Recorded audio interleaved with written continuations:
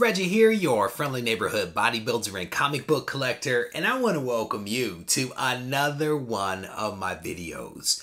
So I am in the process of bundling up some comics to send to CGC, and I thought that I would take this opportunity to share with you some of those books that I'm going to be sending in, as well as a little bit of my rationale for what I'm sending, how I'm sending it, and all of that good stuff. If you are curious as to what I'm going to submit to CGC, I definitely want to encourage you to stay tuned for the video.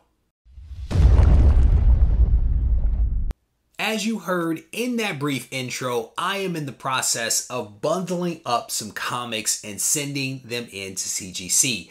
I've continued to go through my 100K collection and identify some pretty awesome books that I want to send in, and I've spent some time kind of working my way through what I want to send and when I want to send it and all of that kind of stuff, and I've identified a handful of books that I want to share with you guys.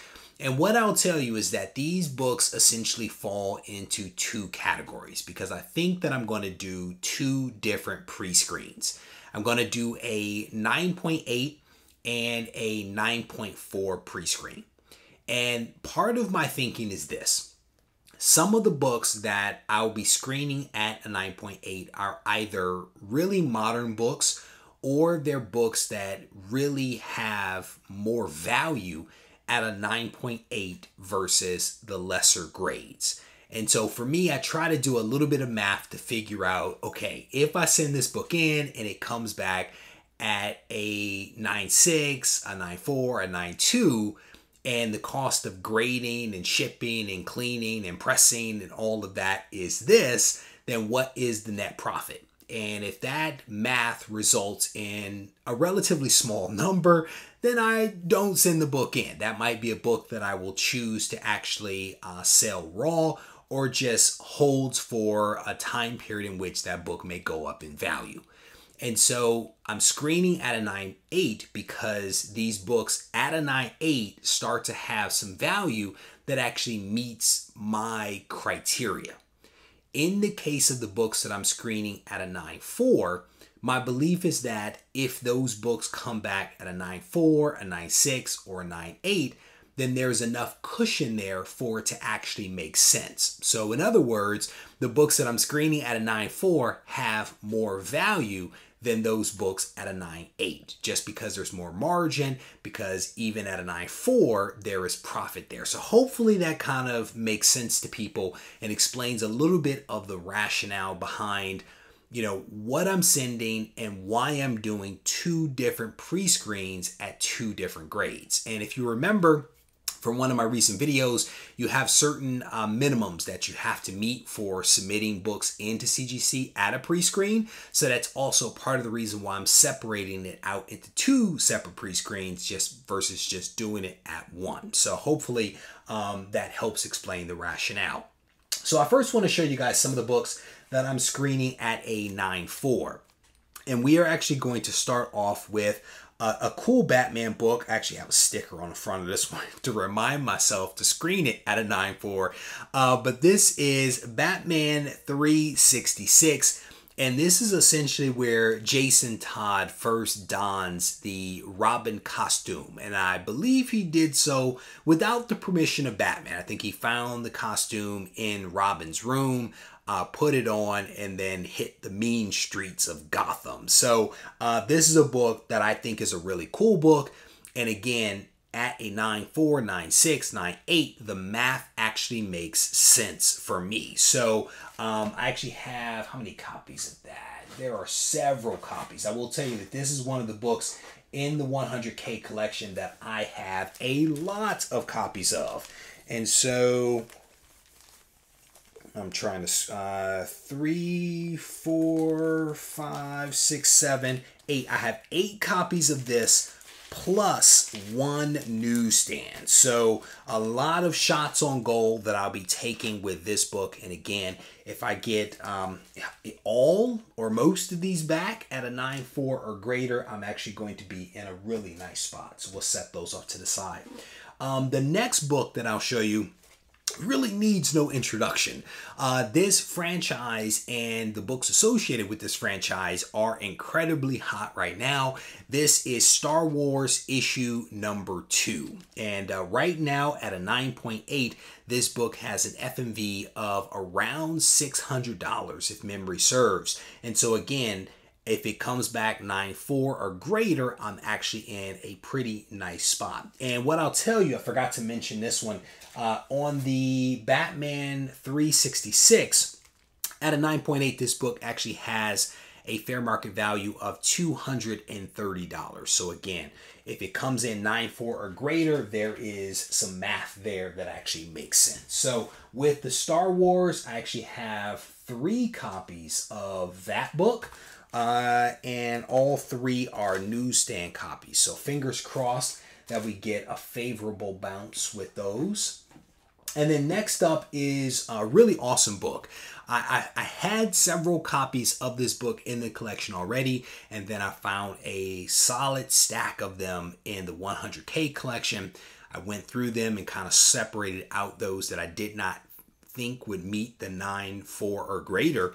So fingers crossed that Amazing Spider-Man Annual, issue number 16, the first appearance of Monica Rambeau, hopefully this one again gets a favorable bounce.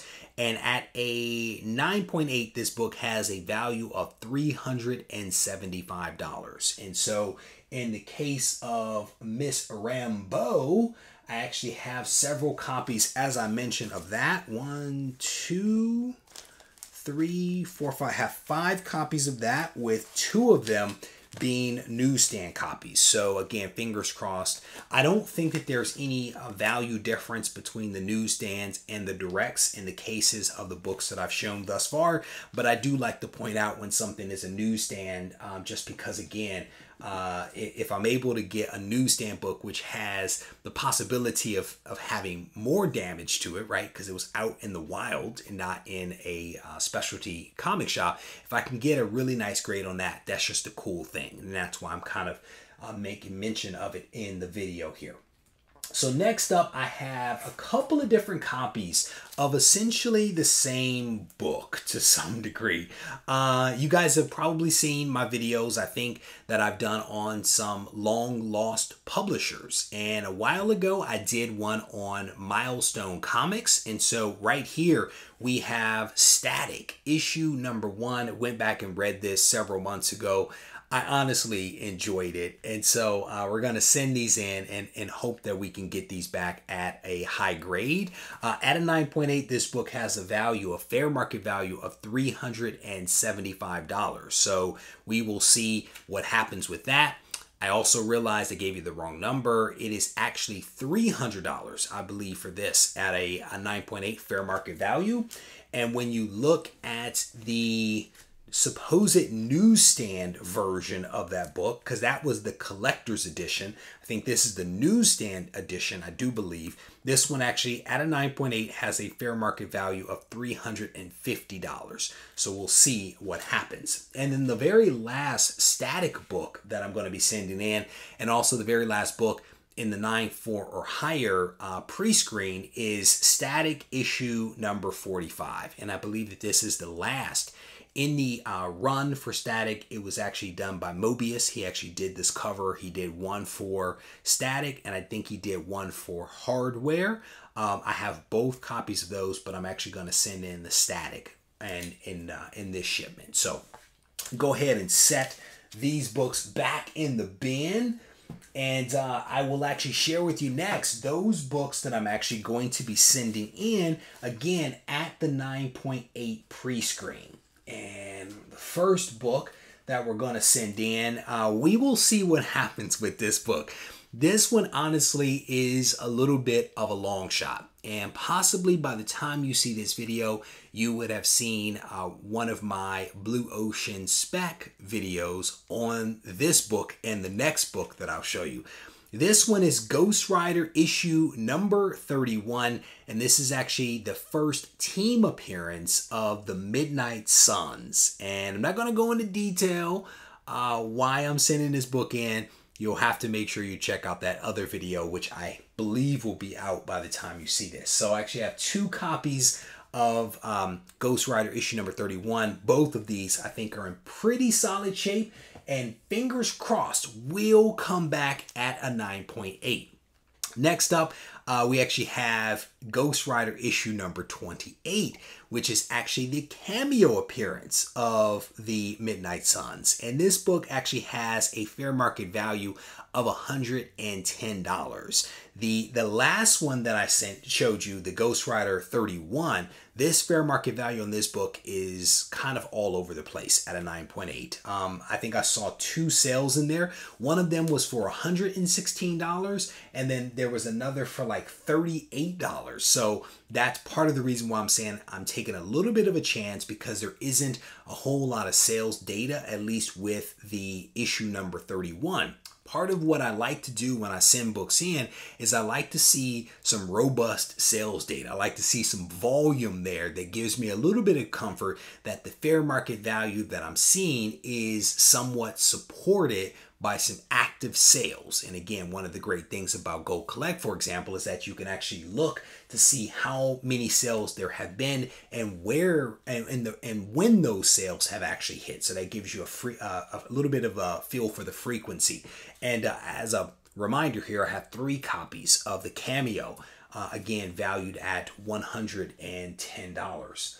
Next up, because we are on a little bit of a Jason Todd kick here, this is Batman issue number 408, and this is actually the revised origin of Jason Todd.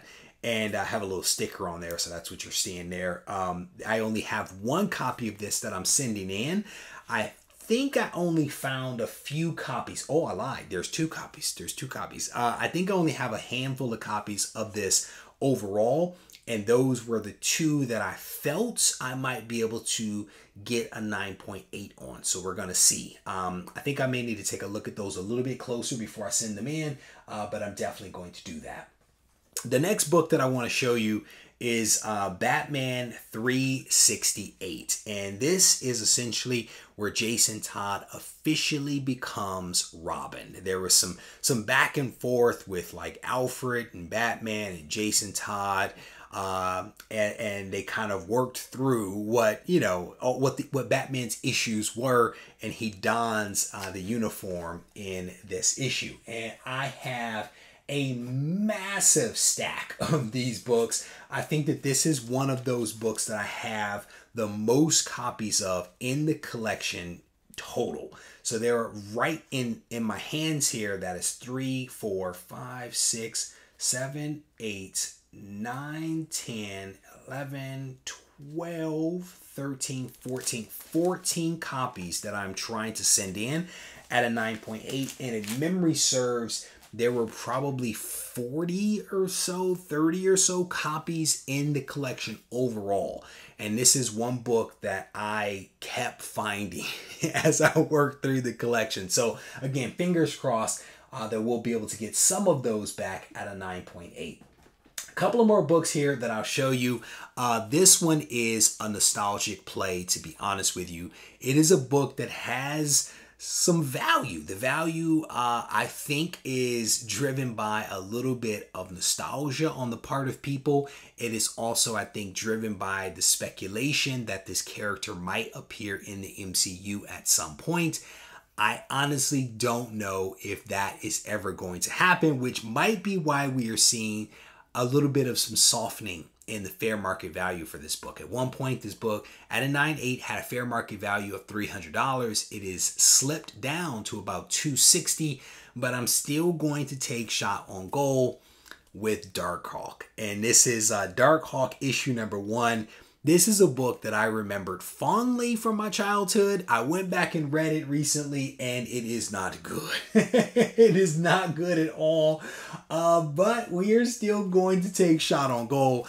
I have, what do I have here? 5 copies. I have 5 copies of Darkhawk that I am going to send in, and hopefully I'll be able to score a couple of 9.8s. That would be cool, because at least one of those is going to stay in the collection. I can promise you that. So the very last two books that I'll show you are two books that have no fair market value at this point. They really don't. But they are books that I think are really cool. And I can tell you for a fact that it is not often that I send in brand new books into CGC. I have done that in the past and I've made a lot of mistakes and I have moved away from it for a couple of years. But I am going to send these two books in, again, screening them at the 9.8 with the hope that they will both come back at 9.8. If not, I'll get them back, I'll keep them in the collection, and I'll be happy with them. The very first book is this one right here. It is Amazing Spider-Man issue number 55. This right here is it's a gorgeous book. It really is a gorgeous book. They recently announced a second printing of this in red. I went ahead and picked a copy of that up. I unfortunately missed the Virgin version of this book, but I think I was able to snag a red version. So I'm actually looking forward to getting that in my hands. This is just a really cool book. At a 9.8, it would be awesome to have. It's awesome no matter what. It would be like awesomer if I had it at a 9.8. So we will see what happens with that. And then the very last book is also a black cover book. It is a DC book. This is Dark Knight's Death Metal issue number 7. It is a gorgeous, gorgeous Wonder Woman cover. I love the cover. I read the story and I enjoyed it. This was a fun, sad kind of story to read with like the ending. I enjoyed this one. I really did. So I thought it was a gorgeous cover. And I'm going to send this one in. And again, fingers crossed that we can get a 9.8. I will tell you that this book does have some defects, some tiny, tiny defects. And I am hopeful that CGC is going to make allowances for those defects because I found them not just on this book, but I found them on another copy. And I'm hopeful that this is a defect that is seen on lots of copies. Therefore, it will be grandfathered in by CGC. So fingers crossed that I can actually get this one at a 9.8 because, again, it would be just a really cool book to have in the collection. So there you have it. That is essentially my pending submission for CGC. I'm actually going to print off my packing slip. I'm going to bundle these books up. I'm going to get them sent in. And I will tell you that I am not fast tracking these books. That is one of the questions that I get from a lot of people. I am not fast tracking this submission, but I am having CGC clean and press these books for me and then also grade them again if they meet the screening criteria at a 9.4 and at a 9.8. So I want to thank you guys for taking the time to watch this video. I hope that you enjoyed it. And if you did, I certainly want to encourage you to hit the thumbs up button and leave a comment behind. And I'm curious, when was the last time you guys submitted some books into CGC? Are you taking advantage of any of these in-house signings that they're doing? Let me know what's going on with your submissions. And if you're sending them into CBCS, let me know about that as well. Take care.